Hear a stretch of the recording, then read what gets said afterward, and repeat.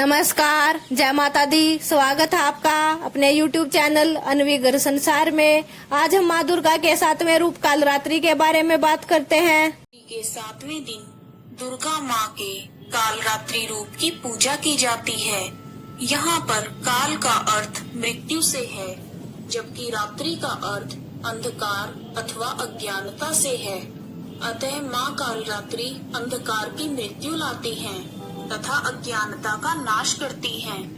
कालरात्रि माँ को कालिका देवी अर्थात काली माता के नाम से भी जाना जाता है। दुर्गा माँ का कालरात्रि रूप सबसे भयंकर रूप है। कालरात्रि रूप में उनका रंग गहरा है, गले में विद्युत की माला है और बाल बिखरे हुए हैं। उनका हार रात में चंद्रमा की तरह चमकता है। माँ कालरात्रि के 4 हाथ हैं और उनका एक हाथ वर मुद्रा में है, जिससे वह भक्तों को आशीर्वाद देती है। दूसरा हाथ अभय मुद्रा में है, जिससे वह सबकी रक्षा करती हैं। तीसरे हाथ में उन्होंने वज्र पकड़ा हुआ है तथा चौथे हाथ में नुकीला कांटा है। उनकी 3 आंखें हैं और जब वह सांस लेती हैं तो उनकी नाक से लपटें निकलती हैं। कालरात्रि माँ की सवारी गधा है। माँ कालरात्रि को शुभांकरी देवी भी कहा जाता है, क्योंकि वह अपने भक्तों को शुभ फल प्रदान करती हैं। कालरात्रि माँ बहुत ही दयालु है।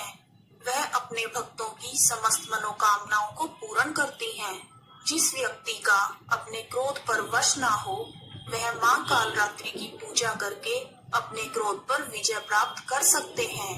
नवरात्रि का 7वां दिन तांत्रिक साधना करने वाले व्यक्तियों के लिए बहुत महत्वपूर्ण होता है।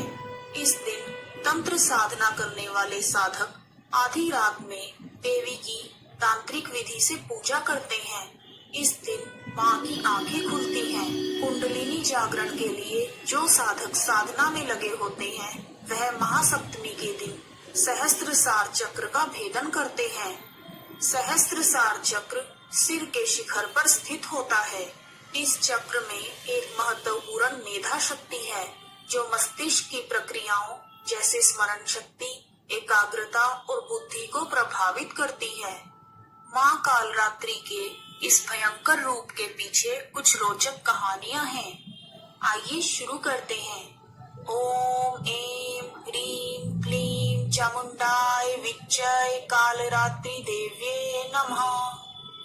प्राचीन समय में शुंभ निशुंभ नामक दैत्यों ने अपने बल के मद में चूर होकर इंद्र का राज्य और यज्ञ भाग छीन लिए। इस तरह से अधिकार छीने हुए तथा दैत्यों द्वारा अपमानित करके निकाले हुए देवता अपराजिता देवी का स्मरण करने लगे कि देवी ने हमें वरदान दिया था कि मैं संपूर्ण विपत्तियों को नष्ट करके तुम्हारी रक्षा करूंगी।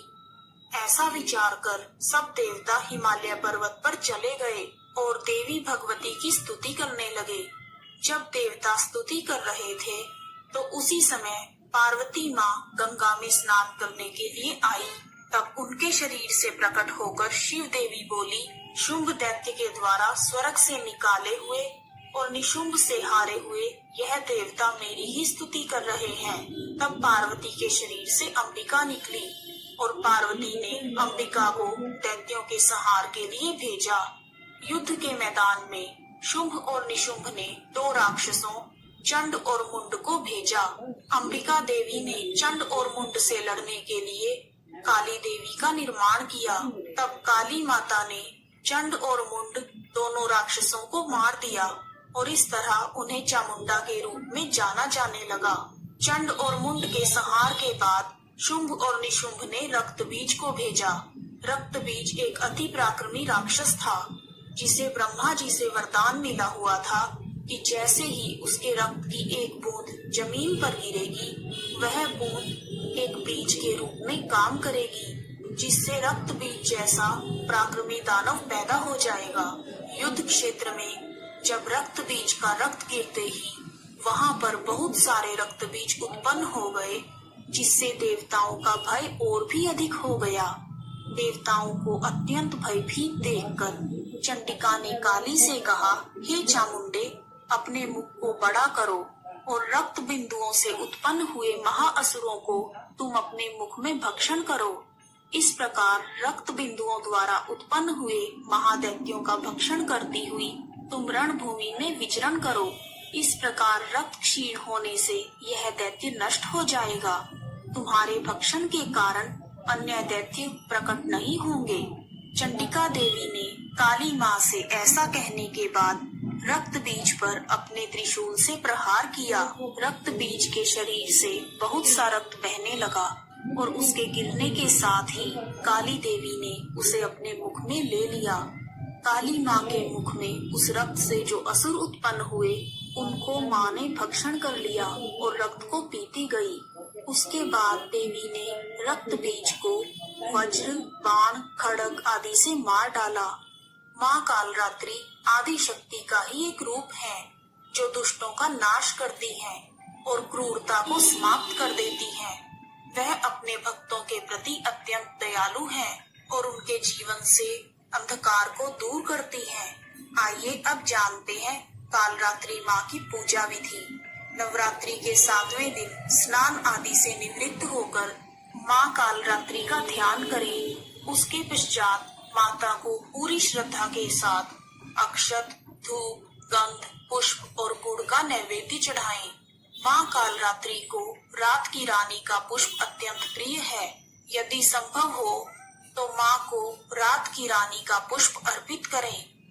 उसके बाद कालरात्रि माँ के मंत्रों का जाप करें तथा अंत में माँ कालरात्रि की आरती करें। माँ कालरात्रि को लाल रंग अति प्रिय है।